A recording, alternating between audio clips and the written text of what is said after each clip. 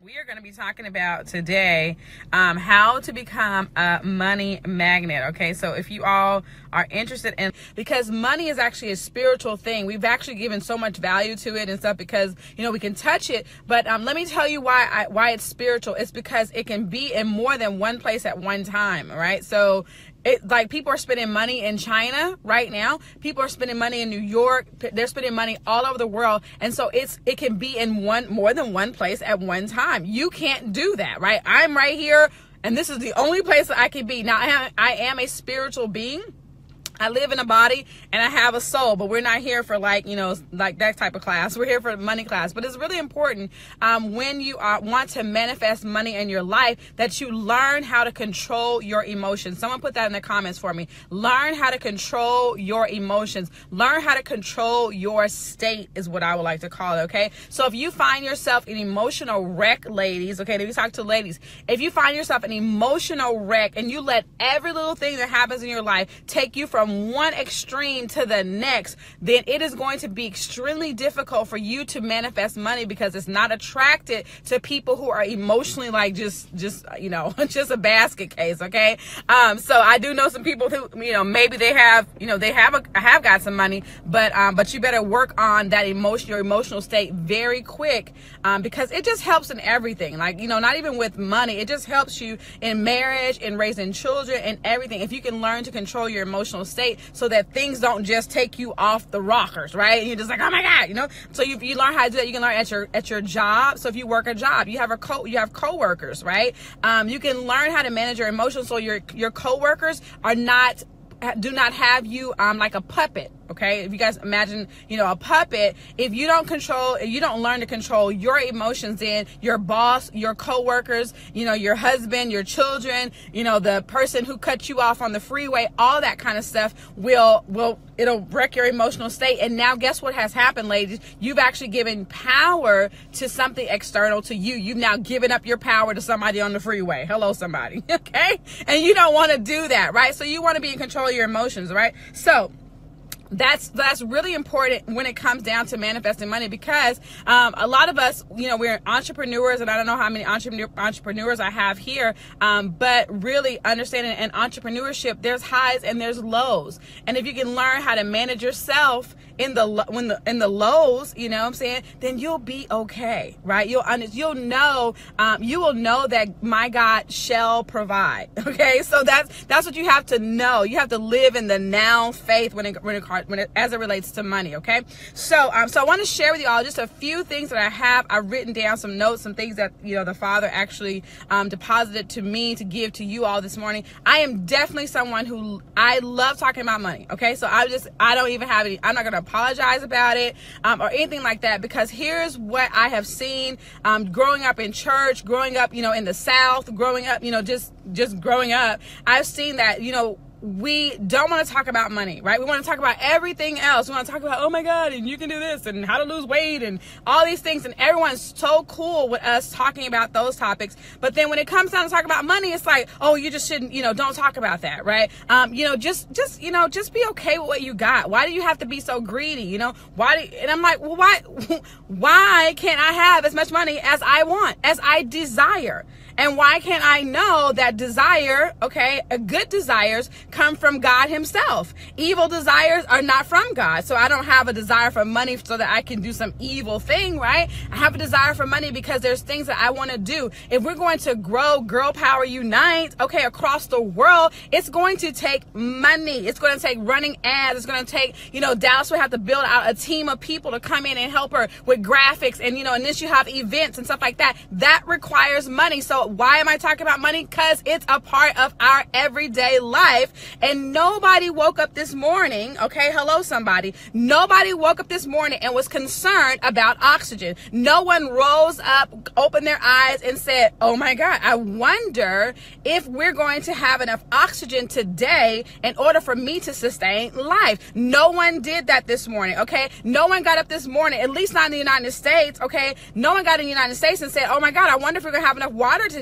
Will I have to figure out some kind of way? Am I going to have to go down to the the lake and get some water and boil it and stuff for my family. Nobody had to do that this morning. And so why is it that we do that with money? We'll wake up in the morning and the first thing we're like, oh my God, Lord, how am I going to do this? Right? We have the first thoughts we have is regards to money. Oh my goodness, the month is coming up. It's time for me to pay my mortgage. These different things. My kids are in private school. I got to pay this tuition. So when it comes to money, then we'll have this, I don't know if God's going to provide. I don't know if God's going to show up. I don't know if this is going to work out for me. Why wouldn't it? If he will give you oxygen, okay, which you need as to sustain life. You need oxygen. If you stop breathing, ladies, right now, you're checking out of here, okay? You could go without water for a while, okay? So some of us ain't drank water in a long time. Now you could go without water for a little while. But the things that you need in this life, money being one of them, God will provide. Someone put that in the comments. God will provide, okay? And he'll provide you more than enough and plenty left over. But we have to, one, deal with our beliefs about money. That's my point number one, okay? I'm just like a preacher, all right? So, like point number one, okay? Got to first of all, deal with your beliefs around money. You have to deal with, what do you believe about money? What do you believe about money? What have you been taught about money? Were you taught things like it's easier for a rich man to get into heaven, you know, something like that, than a camel to go under eye of a needle? I don't know. It's some scripture they taught me in Sunday school. It was totally wrong. They had it all wrong. And then it jacked me up for the majority of my life. And I figured that, oh my God, if I become rich, then I can't get into heaven. How many have been there? Okay. So I believed, okay, that was one of my beliefs. I had to deal with the belief. I had to get the truth about it. And it was like, no, why would the creator of the universe, the creator God who created everything, who we say he owns a cattle on 1,000 hills, he's abundant. Why do I have to be in lack in order to obtain his love? Why? That is not the truth, but it's a lie. It is a trick of the enemy, okay, that he tricked a long time ago for believers to have this era or have this thought, this belief that if I was poor, I was actually more spiritual. Ouch. And so we believe that.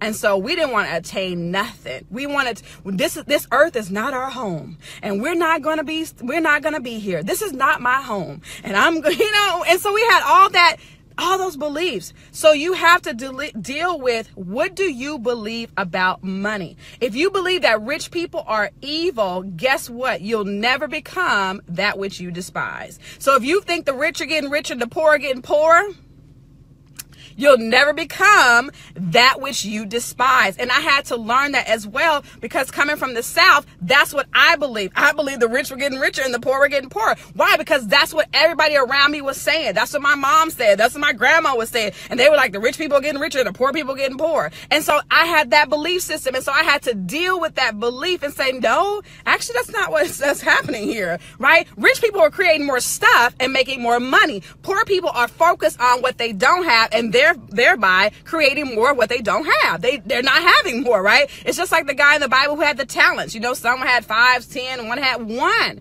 And the one who had the 1 talent, he went and hid, buried it or whatever. Then when the master came back and he said, so what's up? What did you do with what I gave you? He was like, oh, I buried that. I buried it. I wanted to make sure, when you got back, he was like, well, you didn't multiply it. So the one who has the least, you have less. Okay? So deal with your beliefs about money. Ask yourself, what do I really believe about money? What did my mom teach me about money? Right? What did I see? Because some of it, they didn't even sit down at the table and talk to you about it. Like my parents never sat down at the table. It's like, Keisha, I want to teach you about a budget, right? And I want to teach you how to, all my dad would say was like, Keisha, don't go bankrupt. You know what I'm saying? Like, it's like, oh my gosh, you got credit cards, don't go bankrupt. You see what I'm saying? It's like, so he didn't even, can we just talk about, how you went bankrupt? What are you talking about? Like, can we talk about it? So some stuff we just got by osmosis, living out one bank account, right? So if you guys live out one bank account, it's like super hard, right? You should have multiple bank accounts, because you should have one account, which is called, what I call, we call it, what did my husband call it? We have an account where it's like our own accounts. Okay. So there's a bill account, Okay. Our business is a totally different bank. Okay. Then we have like a play account. Let's call it a play account. Okay. So at our bank, we have a play account. And now in the play account, it's money to play. It is not money to pay bills. And when you separate it, then you can see, okay, money for bills is over here, money for me to play. And I don't care if it's $20. You have to start somewhere where you are actually having fun with the money that you are making in your business, on your job, or whatever. You can't, listen, okay, go and have some fun sometime, because otherwise it becomes drudgery, whatever you're doing. Okay. So what are your beliefs? All right. Okay, so let me just go here. Let me go back to my notes, all right? Are you guys getting value from this? Drop a comment. Be sure to share this out, okay? Dallas is doing this because, you know what? This girl, she loves to really help people shift, okay? I'll never forget the shift. She loves to help people shift, and I'm here to talk about shifting your money. Somebody put money in the comments. Come on, somebody. All right, so what are your beliefs? So here's another thing that you want to know, and with why I was saying, like, control your emotional state, is because all of us are vibrating at a certain level, okay? And this is something that's really important. And people say, man, why can't I manifest money and stuff? Check your vibration, all right? Now, a lot of people talk about the law of attraction and stuff like that, and I'm not against the law of attraction at all. I mean, like, whatever you believe, hey, go for it. You know what I'm saying? I do believe it's happening, okay? But I actually believe there is a law of vibration, okay? And it's higher than the law of attraction, and it's how are you vibrating. So if you are, and I'm gonna show you how this is scriptural, and I'll show you how everything. If you are a person who is always angry, and you live in fear, and you're worried, and you're in doubt, and that vibration, okay, it's very hard for money. Money is not attracted to you, okay? I'm just gonna say that. If you are a person who lives in fear, worry, doubt, unbelief, shame, okay, like all those different emotions, those are low vibrations, and money is not attracted to low vibration. All right. And in the scriptures, let me take y'all to the scriptures. Some of y'all may be, church people. So let me just make sure you guys can see it from different places. Not that I'm like some other thing, but anyways. But in the scripture, it says, whatsoever things are lovely, whatsoever things are a good report, whatsoever things are, and he talked about how to think. So everybody thinks Think and Grow Rich was the first version of, how to think and grow rich. It wasn't, actually. Jesus told you, like, whatsoever things are lovely, whatsoever things are a good report, whatsoever things, think on these things. So he was telling people, like, what to think about. Because he knew if you thought on those things, then you can have whatever you want. You can have whatever you desire, because needs and desires are actually two different things. So he knows that if you can think on those things, then guess what? Your monthly bills, it's nothing for him. It's absolutely nothing for him, right? Whatever you desire. If you desire Maserati, if you desire, whatever it is that you desire, it's okay for you to desire those things. Right? And so he said, think on these things. So you begin to think about what you want to bring about. Somebody put that in the comments. Think about what you want to bring about. All right. So you want to watch your thoughts. And he talks about all this, even in the Bible. He says, watch your thoughts, be careful, watch your heart, because out of it flows the issues of life and stuff. And so your heart, we're not talking about your physical heart, right? So a lot of us need to just study the scriptures as it relates to money, but in a different light now. Okay, in a different light, where we understand that it's not something that God wants to keep away from us. Can you all imagine this? Imagine this. If you had a child and there was an ice cream shop.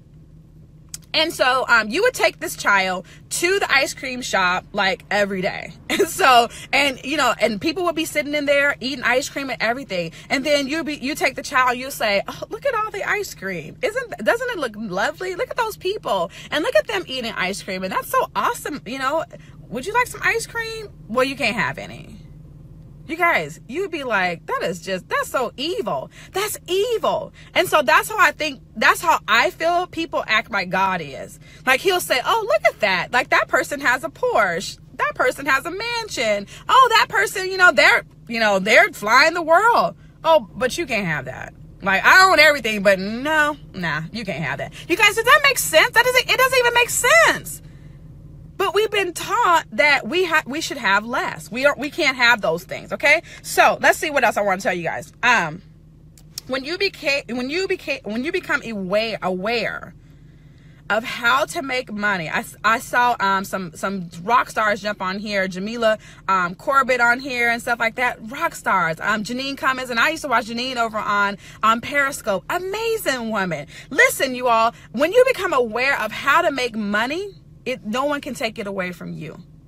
Okay, and I'm going to end on this one, okay? When you become aware of how to make money, no one can take it away from you. But many of us, instead of doing the thing that the gift that God has put on the inside of us, like Jamila has, the gift of bringing together communities and helping you really launch out and use social media and, and all that. That's a gift that God has given her. Many of us didn't even go to school for the stuff that we teach online, okay? Like, I didn't go to school, to learn how to do affiliate marketing and make money on the internet. And in my wildest dreams, honestly, y'all, I made more money on the internet than I did on my job. And I had a 6-figure job. I never thought in my wildest dreams that would happen to me. Sometimes I have to pinch myself and just say, oh my God, is this my life? But you know what? It is, because guess what? I just trusted God. And so when he said, do this, and I just did it. And so for many of you all to really manifest like a money miracle, to become a money magnet right now, it is for you to look at, what am I overlooking right now? What gift do I have that I'm overlooking right now that I'm just saying, oh, it's just me, or no one's going to pay me for that. What gift are you overlooking right now? What miracle could you can literally you guys, I launched a course. I kid you not. And I'm just random. I'm so random. I was not even playing. Okay. I launched a course. I was like, you know what? I'm going to launch this course and I'm going to teach people. I decided what I was going to teach people and, everything. And do you guys, over the weekend from Friday to Monday, I had made $2,000 on a course I launched and hadn't recorded no videos. It was just an idea. Somebody put in the comments, just an idea.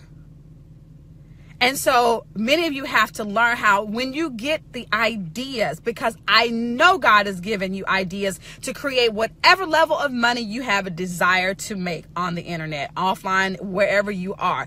You have to learn how, when he says do this, your spirit guide, whatever you want to say. I don't know how, what kind of, stuff we got going on over here. But, when he says to do something, even though you may not have all the 10 steps, and this is something that you all have to understand. Sometimes God will say, okay, I'm gonna give you one step. Okay, here's one step. Take the one step.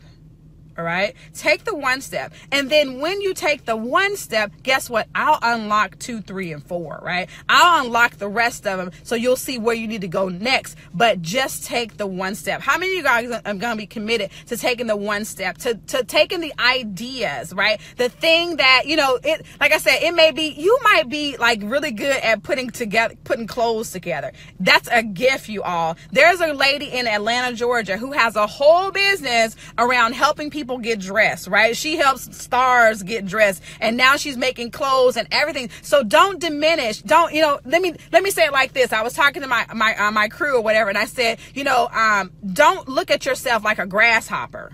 Okay? Don't look at yourself like a grasshopper. Right? And that's what many of us, we look at ourselves, we see ourselves like grasshoppers. And there's like an account in the Bible where they talk about how they went over into the, over into the land, and they came back and they said, oh my God, we look like grasshoppers to them. We look like grasshoppers. But Joshua and Caleb went over into the land. They came back and they said, man, we are more than able to overtake them. We're more than able to do that. And I want you all to know this morning on Girl Power Unite. Thanks so much for joining us here today, that you are more than able to overcome. You're more than able to create, whatever. I cannot subscribe to the doctrine, to the people who say, I serve an abundant God, but I decide to live in lack. I cannot subscribe to that. I cannot come into agreement with that. That we serve the God of the universe, or wherever you serve, right? You know what I'm saying? But for me personally, right, I cannot come into agreement with that I can serve the God of the universe, the God who owns everything. But then I'm going to be his child and live in lack in the earth realm. God forbid. Okay. I say God forbid. So thank you all for joining us this morning on Girl Power Unite.